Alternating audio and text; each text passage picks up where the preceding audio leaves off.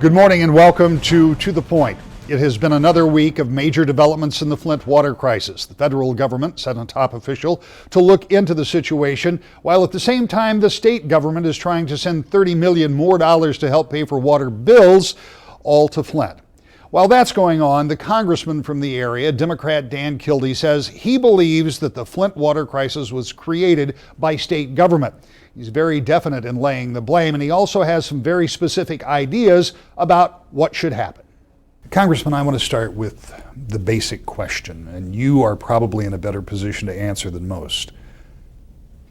Where is Flint right now in this water crisis, understanding we're sitting down a few days before this will air, and what needs to happen most urgently next? Well, the water is still not safe to drink. Tests continue to show elevated lead levels. We have some anecdotal indications that the water is improving. It was in December that finally, at long last, they started to apply orthophosphates, corrosion control, that is intended to recoat the inner lining of the water distribution system to keep that lead from leaching. But it's not fully optimized at this point, so the water is still not safe to drink. There's still an emergency operation here, distributing water to people. That is not a perfect system. So it's a community that is still in the midst of the emergency, and we've yet to really turn the corner on recovery, and that's where we hope to be very soon. Prior to stopping by here in your office, and thank you for having us here today, we drove by some of those water distribution areas. Some appear to be busier than others, as you would expect, but they're all operational all over town. Is there any concerted door-to-door effort to get water out to people? Because I assume, like in any community, there have to be some folks that just can't get out to the fire station or the church or wherever it is. There is some, and you know, there's always concerns about whether we're reaching enough people. I met last week, for example, with the Disability Network to make sure that they were comfortable that people with disabilities were getting not only water, but getting information. So it's an ongoing process, and again, it's not a perfect situation. There will always be people who sort of fall between the cracks, but there is an outreach effort. I wish it were more robust. It's heavily dependent on volunteers, but you know, we haven't had, just to be frank, I don't think we've had the sense of urgency from the state government that primarily is both responsible for the crisis and largely, until very recently, was operating the city of Flint. We haven't had the kind of response that is equal to the challenge itself. Let's talk about that for a minute, because for many people watching this today, they have come out to our water drives and helped donate. They've asked what they can do, but it's difficult to know what exactly is going on. Now, we know that the water has been switched back over to the Detroit system. As you point out, it's still not usable. The state has, or will have, I believe by the time this airs, allocated somewhere in the neighborhood of $68, $67 million, another $5 million from the federal government. The governor, in his budget address last week, called for upwards of $200 million in what would be more direct aid, another $25 million that might be used for infrastructure, and in fact, may focus $165 million on infrastructure of this kind around the state, which, as I pointed out on this show last week, it's the first time in 20 years I've heard anybody talk about you know, looking at the pipes under the ground, which I find an interesting conversation. But taking that, what else do they need to be doing? Because I think that's the question so many of us have. And from a governmental standpoint, how long does it take that money to get here? If they allocate it last week, is it next month, next quarter? Well, if it's a process that looks a lot like the sort of process response that we've seen from the state, I have a real concern about how long it will take, because Flint doesn't have a long time. We're in a crisis, and we lose something every day in this crisis. We lose a day in the lives of these kids who had lead exposure and don't have the kind of wraparound help they need in order to have a real shot at life. From a reputational standpoint, the community continues to lose. That has economic impact. So we don't have a lot of time to sit around waiting for the typical process of government allocation to take place. So I'm concerned about that. I'm also concerned that the size of the response is not anywhere near equal to the size of this challenge. I mean, just in rough form, the amount of money that the state has committed is a close approximation to the amount of money that people in Flint paid for water that poisoned their kids. So while these numbers sound really big, it's important to keep them in some context. 30 million here or 60 million there, it sounds like a lot of money. But when you think about a community of 100,000 people and a system of public infrastructure that needs pretty serious repair, a 10-year, 15-year, 20-year period of recovery from the exposure to lead, it really does beg for a much larger response than what we've seen so far. How much larger? Because I find it very difficult to get my arms around how much, to do what, and when. And I think that's the question that's so hard for us as observers to answer, because obviously we're not experts about this. We don't know what needs to be done. What needs to be done? Well, that's partly contingent on what we think the kids and the people of Flint are due as a result of this crisis. If it's just fixing some pipes and monitoring from a health standpoint those kids that have been exposed and not really doing anything to offset the effect of lead on the community, on the kids especially, then we're talking something in the $100 to $200 million range. But that's not fair. That's not justice for these people in Flint who did not make the decisions that led to this crisis, but are going to have to deal with it for decades. Just as an example, if there's immediate support for health screenings and blood testing and lots of water and maybe some pipes get fixed, what does that do for a child that is 3 years old and has had 18 months of high levels of lead exposure and potentially has cognitive difficulties as a result, the loss of IQ, behavioral problems as a result, developmental problems? In 5 years, those problems might manifest. In 10 years, they might manifest. In 15 years, maybe that child today is a young adult who's involved in violent behavior, traceable to lead exposure. I mean, this is one of the things we know about lead, is that it has a long-term impact, irreversible impact. Now, the response that we have to ask for and really demand in Flint would be the same thing that any parent would provide their child if that child had a developmental challenge. So we'd make sure they have early childhood education. That helps with developmental challenges. We'd make sure that they were in a small classroom with lots of teacher contact. We'd make sure that they had enrichment opportunities, the things that we would do for any child to sort of stretch their brain, after-school programming, summer programming. We would make sure they had access to behavioral health support. All those things that we would do for our own kid, I think are justified, in fact, I think demanded of the state to provide those opportunities for the 9,000 children under the age of 6 that are the true victims of this crisis. So when you put that together and think about this as not being an emergency response, but a long-term response to a problem that is long-term in nature, it gets to be a much bigger number. You obviously look at the state response to this, so I assume, and I know as a matter of fact, that you've talked with Senator Ananek and others. Is there some kind of a process?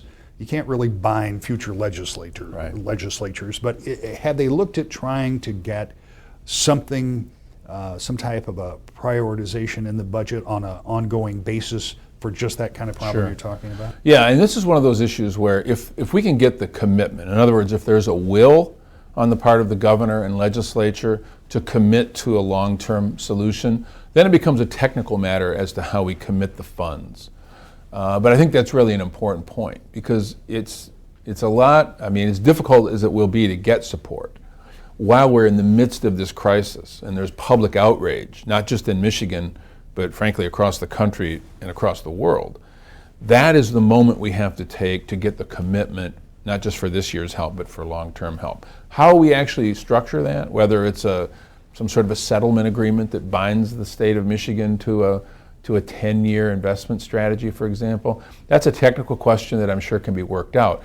But it won't be worked out if there's not a commitment to actually find that kind of a solution. And that's really the first step. Have you talked with Governor Snyder? I have spoken to the governor. It's been some months now. We do communicate back and forth. The last time I had a face-to-face, or actually I think it was a telephone conversation with him, was a few months back when I was encouraging him to seek federal help. And of course it took quite a while before that occurred. I want to get to that too, federal help. Is there more that the federal government can do? I know that you've certainly been in those conversations, Sure. but is there more that they can do and realistically will do? Well, I hope so. I mean, even though I do find some fault with the EPA, it's nothing as compared to what the Michigan Department of Environmental Quality or the state-appointed emergency manager bears in terms of responsibility. But even without federal responsibility, we could argue about that. Even without the responsibility, I think there's an opportunity and in a bit there's an obligation for the federal government to help. The people who live in Flint are citizens of the United States. And if a hurricane had hit Flint, or a flood, or some kind of a storm that was outside the control of the people of Flint, the federal government would be there to help. Because in this case it was a man-made disaster, and it was a series of, I think, not intentional, but certainly careless acts, primarily by state officials. That doesn't make it less costly or less dangerous or less worrisome for the people of Flint. And it doesn't make it less a crisis. So I think the federal government does have an obligation to help because it can, because it has the capacity to, not because it's responsible for this having happened. That, I think, almost entirely lies with the state of Michigan. We traveled to Flint this week to talk with Congressman Kildee, and we asked him about how it impacted him personally, not just as a congressman, but as someone who has lived in the area all of his life. You'll hear that when we return to The Point. Welcome back to The Point. The water crisis in Flint has impacted any number of state agencies as well as some federal agencies that are all trying to figure out how to fix the problem. Is it a matter of just restoring the current water system or replacing it? No matter what the ultimate solution is, the impact has been real and deep, particularly for people who are from Flint. That includes Congressman Dan Kildee. I asked him about the moment that he found out about the problem with Flint's water. Go back in your mind to the first moment that you knew that there was a problem with the water in Flint. When was that? Well, we knew there were complaints going back to early 2015. And we started to work right away, as a matter of fact, on trying to get some federal financial support for the city of Flint to deal with some of the issues. There were problems with taste and color.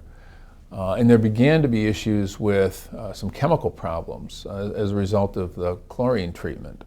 And of course, we pressed hard with the state officials to give us answers on that. It was the middle of 2015 where this issue of lead began to surface. And of course, that's a completely different set of questions. It's not about taste or color. This is about long-term health implications. And of course, at that point in time, it was all hands on deck. Senator Ananek and I, for example, asked for a meeting with the EPA, with the DEQ, with the governor's offices. The two senators were represented by their staffs. This was in late summer.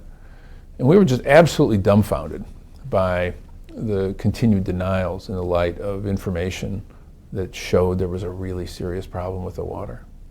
I think you touched on this in your testimony before the Oversight Committee, but you're a member of Congress, but you called yourself a son of Flint. Right. And it has to have a personal impact beyond whatever governmental responsibility there ought to be, whatever recriminations there ought to be, whatever politics there ought to be, but it has to have a personal impact on somebody who's lived here their whole life. Yeah, I mean, it really hurts. Flint's my hometown. I mean, it's where I grew up. It's where I raised my kids. This is home. And to see this happen to this town that I love, it's not just a place I represent. I mean, Flint is in me. And to see this happen, it makes me sad in one way, but I have to admit, for the most part, it makes me angry because this could have been avoided. And I'm angry about that, but I'm most angry because there seems to be, publicly, there's an apology, and there's a commitment to make it right. But what is being offered is not enough to make it right. I mean, and so in a way, it's like a second insult to this community of mine that we're not going to get, unless something changes pretty dramatically, we're not going to get the kind of help from the state of Michigan that is equal to what the state did to this community, this town that I love. One of the stories that emerged over the weekend was about the Legionella or Legionnaire's outbreak.